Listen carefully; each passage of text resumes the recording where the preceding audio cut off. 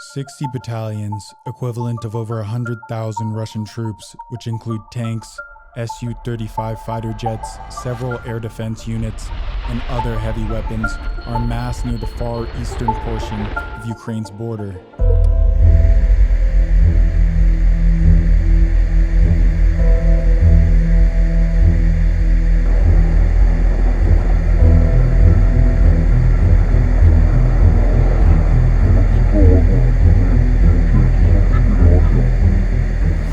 Deputy Defense Minister Alexander Fomin told the U.S. that it will move even more troops to the western part of its border and stated that, quote-unquote, military drills, end quote, would be conducted, which are expected to be carried out from February 10th to the 20th to, quote, thwart and repel any foreign aggression, end quote. Here behind the closed doors, the week of intense talks started regarding the issue of the troops drawdown and the European strategic security. Today's meeting is held in US-Russia bilateral format. As a reminder, last month Russian authorities demanded the so-called guarantees from the United States on the non-expansion of the NATO, threatening military escalation. All this happened amid the military build-up on the Ukrainian borders. To put it short, now the Russian side uses the Cold War period rhetoric. Before the talks started, many analysts noted that Russian President Vladimir Putin actually pursues the restitution of the post-Second World War security map, when it was divided into spheres of influence by the US, the UK and USSR during Yalta Conference. The United States' stand is different. It states that the situation in the world have changed since that time, and all approaches are no more working, that all parts must be heard, and there is no decision on the partners' side without their representation in the talks, and that present negotiations may concern only the context of the bilateral relations and not the issue of the Europe's security. European security is a key agenda of another round of talks to be held in Brussels on the 12th of January. Now we receive ambiguous signals on what is going there. The Russian side pretends to show that the meeting turned decisive in global aspect. There were some statements by the Deputy Minister of the Foreign Affairs Lavrov that allegedly the process is on the right track and the result can be promising. From the other hand, there are moderate comments from the US representatives stressing that these talks consider bilateral issues alone. Even though Russia has stated to the United States and its allies that the troops amassed along the western portion of the border are nothing more than military drills and they don't have any plans on invading Ukraine, their message contradicts their stark demands that they have made to the United States and NATO. That Ukraine should not become a member of NATO, nor should any other ex-sovereignty nations. Russia also stated that no troops or weapons from the United States or other members of NATO be placed in any of the countries. It must end. We need to return to the positions which the two parties, Russia and NATO, held in 1997, when the founding act on our relations was signed. In all, 8 demands, as Moscow hopes to turn back the hands of time and reassert its strength in Eastern Europe. The withdrawal would see NATO troops retreat from much of the region, including Poland and former Soviet Balkan states. Meanwhile, Russia also requests that Ukraine be banned from entering the alliance, threatening a similar response as the Cuban Missile Crisis, should their requests go unanswered. Proposals that don't sit comfortably with NATO, although the United States say that the requests mean that Putin hasn't made a decision to invade Ukraine. We're going to put on the table our concern with Russian activities that we believe harm our interests and values. I have high confidence in our capacity to see what has been a significant Russian military buildup in the vicinity of Ukraine and in Ukraine itself, in Crimea and other places.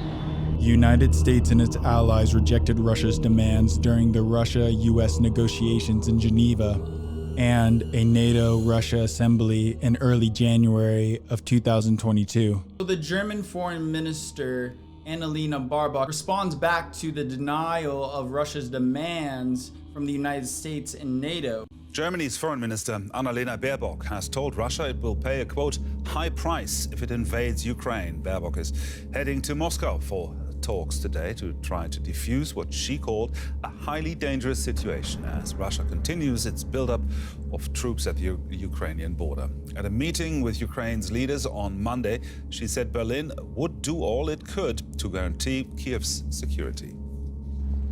Fears of a Russian invasion of Ukraine have jangled nerves here in the region. After visiting a memorial to anti-government protesters who died in 2014, Annalena Baerbock says any solution to the conflict must come through dialogue, not arms. Meeting Ukraine's foreign minister Dmytro Kuleba, Baerbock offered an explicit gesture of support for Ukraine. Solidarity. European solidarity for the sovereignty and territorial integrity of Ukraine. That is not up for debate, not for us and not for me personally. Any further aggression would have a high price. We've emphasized that today once again. In response to the troops amassed along its border, Ukraine speeds up its efforts to build reserve battalions, which would be utilized for rapid deployment of over 130,000 troops. This would be in addition to its already 260,000 soldiers that currently stand ready in Ukraine's forces. But the reserve battalions, for which Ukraine calls the Territorial Defense Force, is made up of new recruits from ages 18 to 60. Even though Ukraine has bolstered its troops to combat any invasion from Russia, it still pales in comparison to the Russian military. Currently, Ukraine has 260,000 active troops and 900,000 in reserves, which equates to 1,155,000 in all. But Russia has 1,014,000 active forces and 2 million more in reserves, totaling 3,014,000 troops.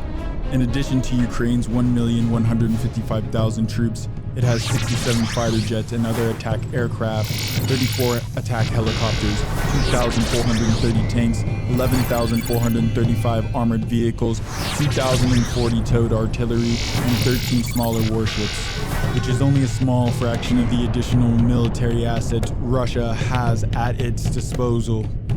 It wields 1,531 fighter jets and other attack aircraft, 538 attack helicopters, 13,000 tanks, 27,100 armored vehicles, 3,365 towed artillery, and 214 smaller warships. According to the calculated statistical analysis that has been based on both countries' military power and other resources at their disposal, over 6,000 to 7,000 Ukrainian soldiers will be killed in action per day, and only 3,000 to 5,000 Russian troops will die if Russia chooses to invade Ukraine.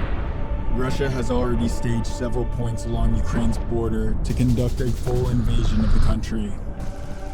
An invasion just off the Black Sea from Peredikop to Kherson Oblast would allow Russia to take a key point for its forces that would enable them to have control of the ports along Ukraine's border. This would allow Russia to funnel more troops and supplies to its forces. Ukraine would be cut off to any counterattacks or vital choke points that it could utilize in its defense of Russia's larger military power. Another strategy Russia could implement is going straight for the heart. To lay siege on Ukraine's capital, Kiev, Novodyokovichy, and Trobonye are all key points Russia has amassed troops that could potentially push inland and take hold of Ukraine's capital. The U.S. president addressed the conflict on January 19, 2020. Well, I think what you're going to see is that Russia will be held accountable if it invades, and it depends on what it does. It's one thing if it's a minor incursion and then we end up having a fight about what to do and not do, etc. This triggered a response from Ukrainian President Vladimir Zelensky on Biden's remarks.